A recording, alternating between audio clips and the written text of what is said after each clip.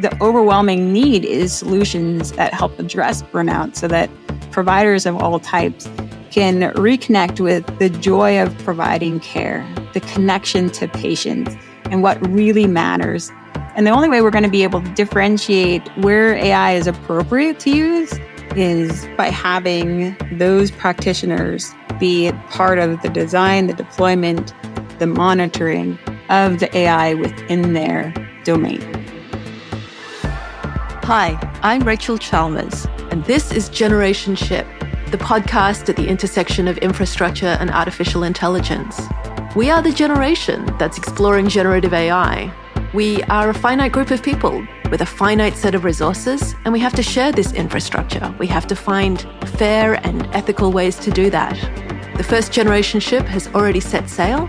It's the planet Earth, and you and I are the crew. This show is brought to you by Heavybit, the leading investor in developer-first startups. To learn more about Heavybit, visit heavybit.com. Today, I am so excited to welcome Dr. Maia Hightower onto the show. Dr. Hightower is the CEO and co-founder of Equality AI and the former Executive Vice President and Chief Digital Technology Officer of the University of Chicago Medicine. She's an expert and nationally sought speaker in responsible AI and at the intersection of digital technology with health equity, diversity, and inclusion. Equality AI is on a mission to end algorithmic bias in healthcare. Data scientists are the newest members of the care team. Equality AI empowers digitally enabled care teams to achieve health equity goals through responsible AI and tools to develop algorithms that address bias, fairness, and performance. Dr. Hightower, welcome to the show. It's so great to have you. Oh, so wonderful to be here today. Thank you so much for having me, Rachel. It is so clear that generative AI has the potential to extend healthcare to underserved populations. And it's equally clear that there are risks involved. How do you think about the potential for this technology in healthcare settings? Yes, I definitely agree with you 100% that the power and the potential for AI really to revolutionize and address some of our most challenging problems in healthcare is real.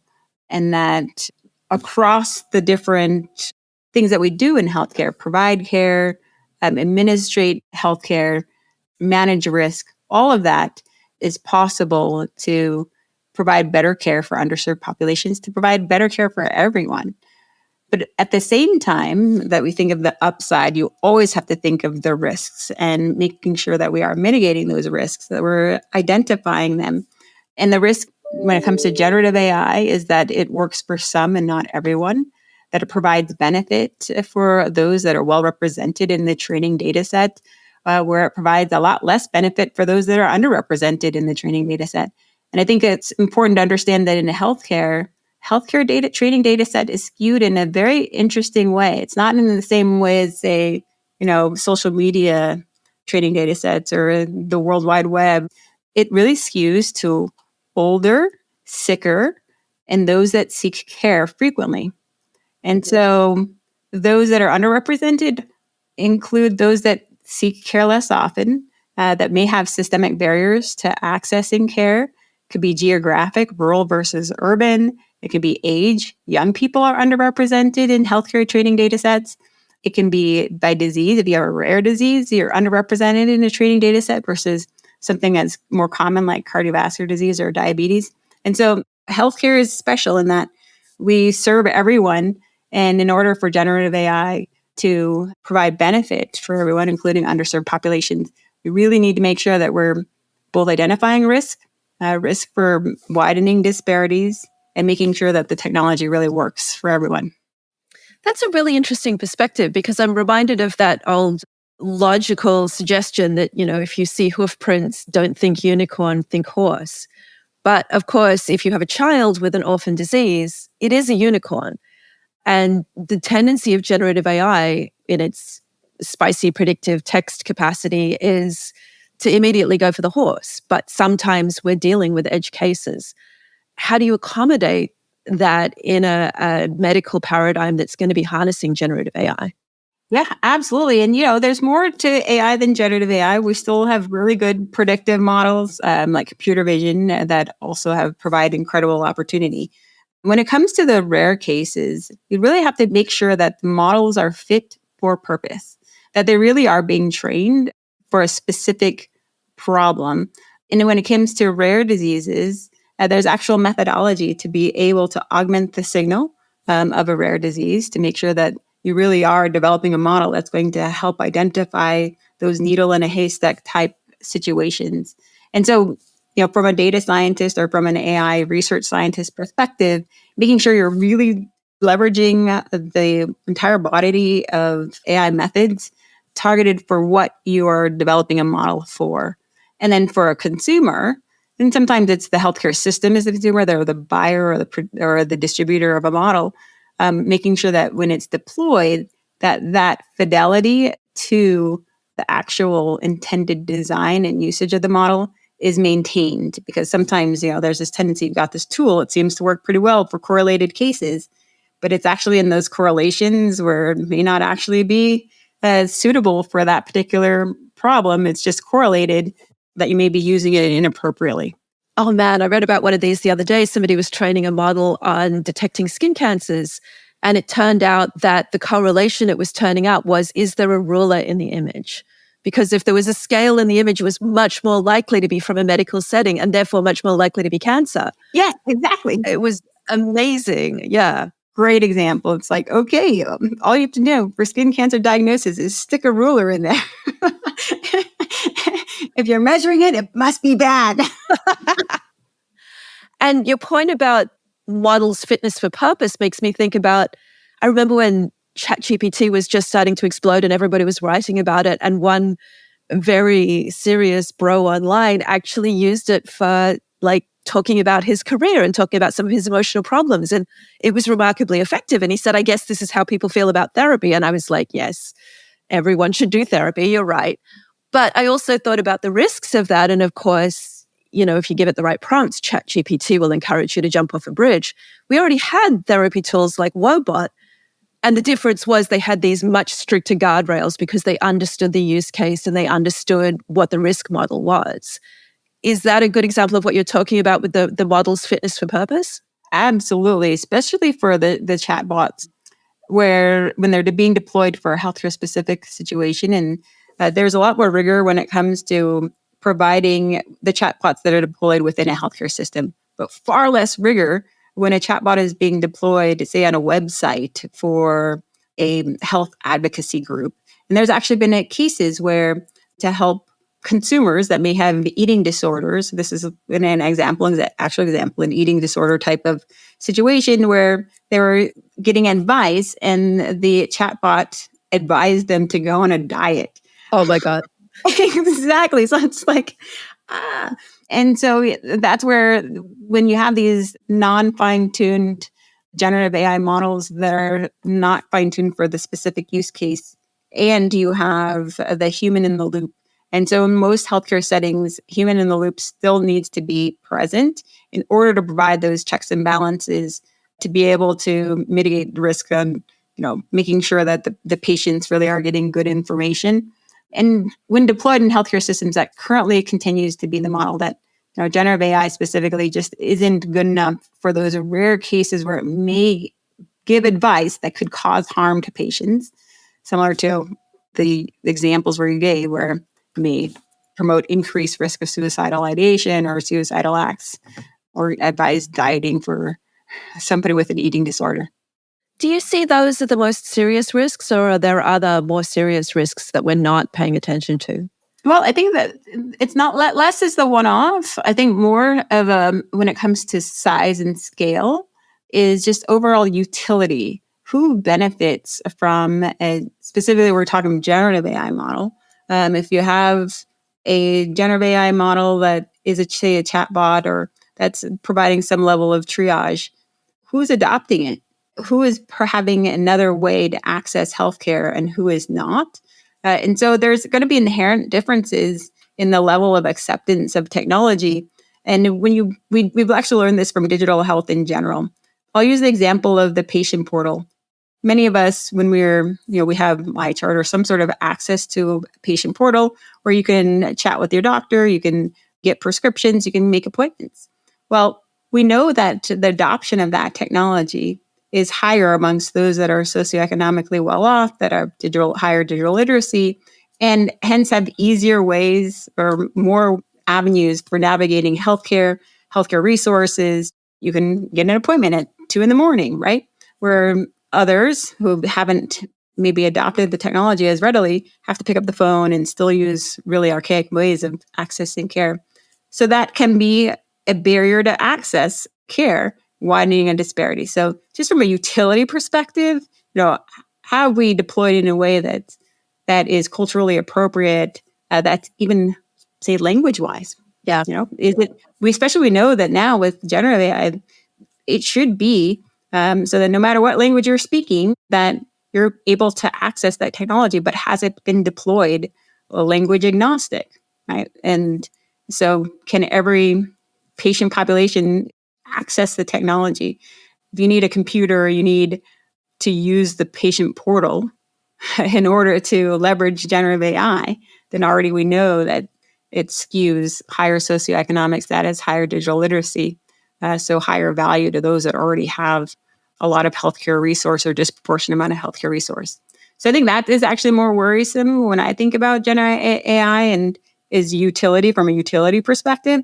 And then how do we ensure that we provide the support so that everyone is using the technology? I mean, I say this to students all the time when they're exploring generative AI. When you actually ask students, who is using, this is early days, who is using ChatGPT, it'd be almost like 3-to-1 males to females. Yeah. And it'd be like, no, women, you got to play around with the technology because the divide is already, it starts from day one, right? Like that comfort and finding that benefit from generative AI starts from the very moment you start exploring the technology. So I think that's more worrisome, and then making sure that we provide the support for those that haven't and understand why. And sometimes it's because of the way that it's been designed and deployed in a way that may not be as culturally relevant to populations that typically are not the early adopters.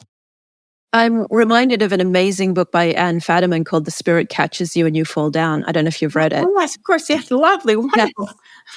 An incredible book about a Hmong family whose child had a seizure disorder. And, they were very fortunately in the California Central Valley with access to very high quality medical care.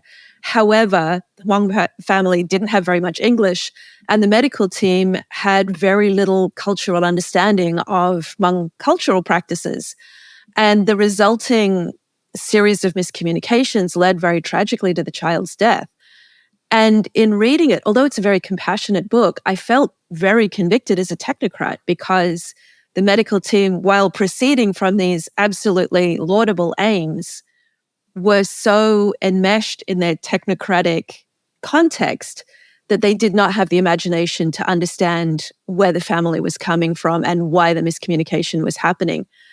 I worry that with Gen AI, we've distilled that technocratic point of view into a powerful technology, and now we think it's omniscient and infallible, and it isn't. Absolutely. And even that, again, the way that we deploy it is very much based on the perspective of those deploying. We often do not have patients, we do not have community that is involved in making sure that it actually is deployed in a way that resonates with that community, with diverse community members, right? Like even from that design perspective, it's just very easy to say, oh, but we are all patients. I was once a patient. It's like, nah, not quite. It's not, it doesn't quite translate. Yes, we are all patients, but we all don't have the incredibly diverse cultural competency to be able to address every single culture, and hence why we need to have those connections to communities, specifically within healthcare when we're deploying technology, and that we have the voice of community, that we have the voice of diverse patient perspectives to be able to design a deployment mechanism that really resonates across populations. And I think this is something people learn as their parents age. It's one thing to access health services for yourself. It's quite another thing to access health services for your ailing and maybe disabled parent.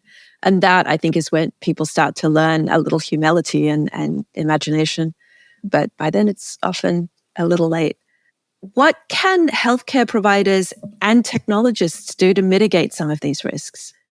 Yeah, so from a risk mitigation, so often I'll talk about the AI life cycle, right? From problem formulation to generating data set to training for a particular model, developing the model, deploying the model, fine tuning the model, deploying the model, right? Like there's all these steps across the AI life cycle. And when it comes to mitigating risk or across the steps is just making sure that you do have good risk management. And that risk management for specifically bias detection and mitigation can be both social mechanisms by having, say, diverse teams, diverse perspective. I talk about community, about different, say, even diseases. You have a lot of different disease communities, making sure you have like a lot of representatives across that are part of this design process. But also from a technical perspective, and this is for the technocrats, there are really good methods out there for both detecting and mitigating bias.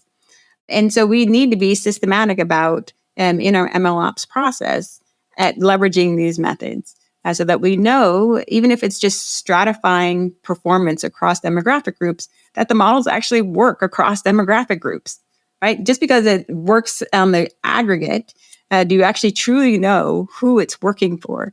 And when it comes to a product that for sale, it doesn't care if you have a Beanie Baby, right? Like, and it only resonates with 2-year-olds. That's fine. But this is healthcare. It actually has to work for everybody. And you have to have that stratified performance across populations to know that you're at least not harming anyone. But aggregate can often hide that variation at the subpopulation level. Right. And neglect is a sort of invisible harm, isn't it? You don't have to be actively hurting somebody to underserve them. And that may lead to preventable bad outcomes. Absolutely. So, I mean, I'd say you got to first start with measurement. Yep. And all of the methods, especially the fairness metrics for AI bias, and these are all of your AI community ought to know or be versed on AI bias and different methods for both detecting and mitigating it. That's just standard MLOps. My son took data science. He's now a freshman in college. Actually, now he's going to be a sophomore in college. Where does the time go? I know, time flies. He took data science in his senior year of high school, and they taught ethics of AI. They taught about algorithmic bias. These are things that kiddos are learning in basic high school data science, right? So, there should not be a technologist out there in AI that is not aware of both its existence as well as methods, and be adopting and using these methods to both measure bias, but also mitigating it. And in case anybody didn't take that in high school, shout out to Dr. Joy Wellham-Winnie and her book, Unmasking AI, which will catch you up on all that. Exactly. If you're going to keep up on Gen AI, you got to keep up on the whole body of literature when it comes to methods on bias detection and mitigation.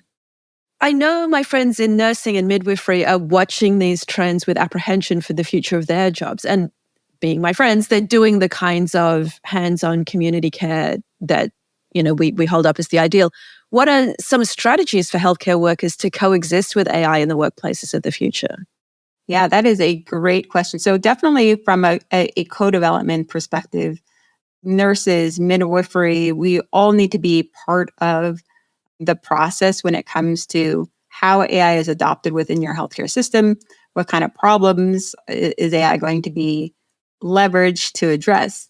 And whether or not it's appropriate for that particular use case. And I'll use an example of where there are some technologies out there where they're advertising that they're going to be replacing nurses, right? Like $9 an hour for a nurse bot, something like that. But the question that really is, are those jobs, are they threatened, or are they doing work that would alleviate the burden that a nurse currently has? And believe me, burnout in nurses and midwifery is at an all-time high.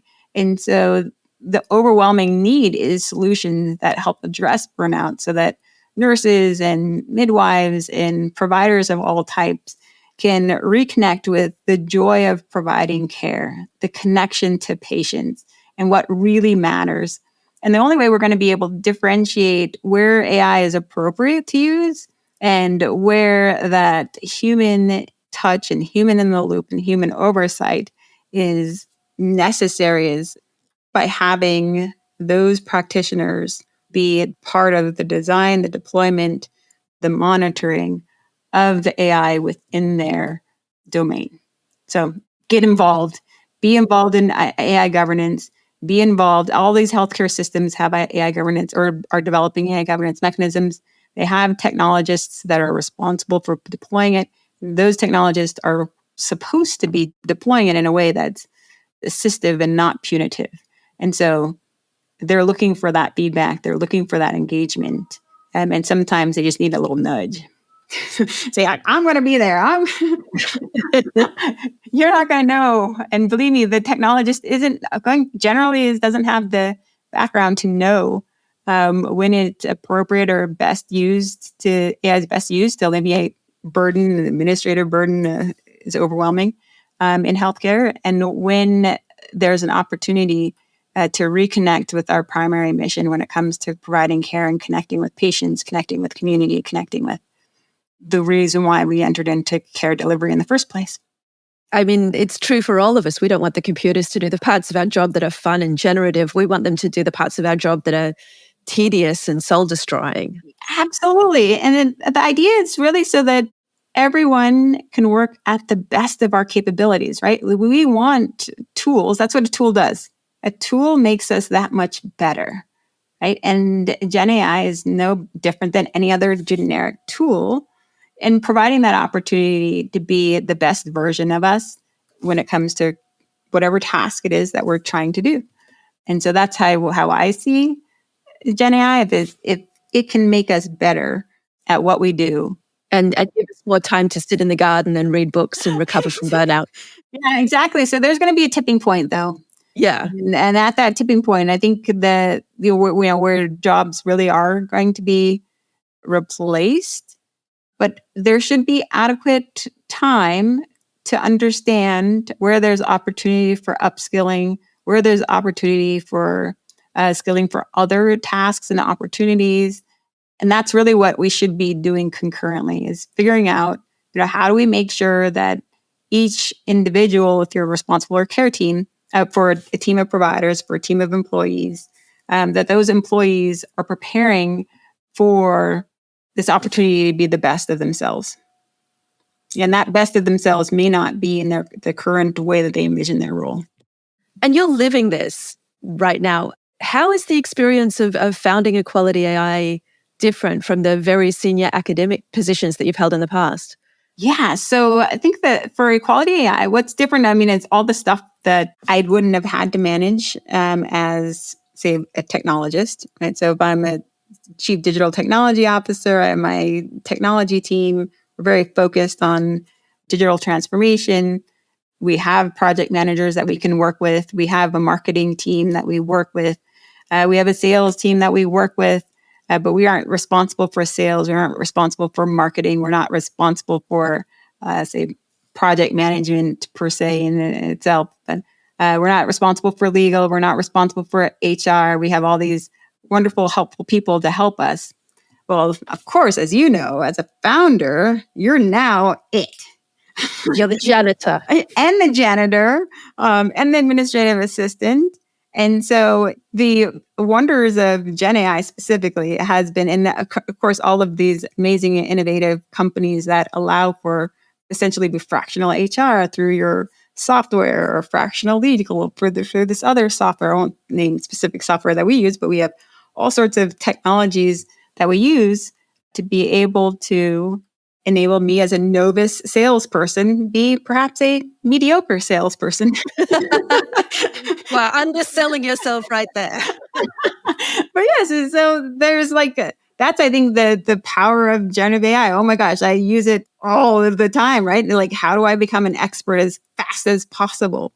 And that definitely is leveraging technology to augment me from a novice to perhaps somewhat of an expert. Are there any ways in which being a startup founder is similar to what you've done in the past? Oh, yes. So a lot of it is the same, connecting with people, I love the parts of say sales, like, obviously sales, founder-led sales is an important step for every startup. And the part that's the same is that human connection. It's actually very similar to patient care. It's very similar to speaking with colleagues.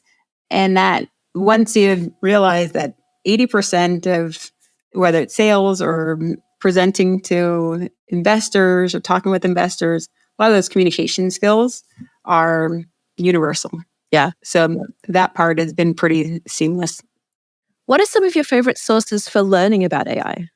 So how I keep up is I'm still very much steeped in the academic world. So I give keynotes frequently. I'm a frequent invited guest. I recently presented at the National Library of Medicine on responsible AI.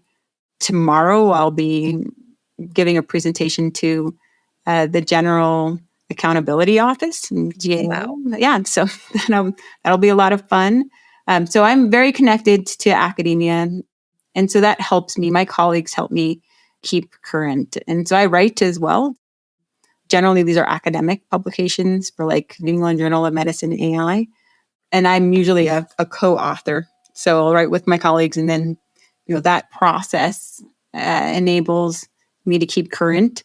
I go to conferences as either a speaker. Usually I'm as a speaker, but I stick around. Stick around for the rest of the conference because you're going to learn something amazing, like Symposium for AI for Learning Health Systems. That's a conference that I help organize. That's Harvard's Department of Biomedical Informatics is the one that's the key sponsor, and I've been on that committee for quite some time. So I get to review 50 or hundreds of abstracts. So that early exposure, this is when they pre-publication and just reviewing what people are doing. And that's actually probably the most cutting edge because it's like before they've even been published, you get to read their abstracts or their publications or their manuscripts prior to publication. So that's the ways that I keep up.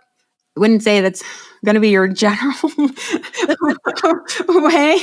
First, get a couple of postgraduate degrees, then get affiliated with Harvard. Exactly, right? If everything goes exactly how you'd like it to for the next 5 years, what does our future look like? I think that we have an incredible opportunity to address some of the biggest challenges, societal challenges, whether it's healthcare, education, finance, you name it, that we have an opportunity to harness technology in a way that it's never been harnessed before, but really to help elevate everyone. So 5 years from now, what I would see is a world in which we each have what we need to be successful and live to our fullest potential. In healthcare, that would be specifically models that are de-biased and that are that work for everyone. But I think that it's beyond just healthcare. And that's if we do AI responsibly. And I think there's enough interest, and we all should be mandating that regulations are in place that ensures that there is some safety net, that there is this floor that we all can benefit or find foundation from in order to be our best selves through technology and through our own humanness. That sounds really good to me. Finally, my last question, my favorite question. If you had a generation ship voyaging to the stars, what would you name it? Well, I have always liked my name. I was just thinking that, actually. Hightower would be a fantastic name for this ship. Both names are pretty cool. Specifically, Maia is my first name, and it is just like a universal name. So something that resonates across cultures. No matter where I've been, people have said Maia is a name in my country or in my culture. And so something that we can all connect with. And Maia itself is very easy to say. Hightower has its own power. But the words that I think that resonate across cultures are always fascinating because, of course, a generational ship would be a little microcosm of all of us. Yeah. Dr. Hightower, thank you so much for being on the show. I'm looking forward to embarking on the Maia to the stars. It's been a joy, as always. Absolutely. Thank you so much for having me, Rachel. It's been an absolute pleasure. It's been absolutely fun. Thank you. That's all we have time for today. If you're interested in being a guest or if you know someone awesome I should interview, Hook up with us online. We're available where all fine social medias are sold. This show is brought to you by Heavybit, the leading investor in developer-first startups. To learn more about Heavybit, visit heavybit.com.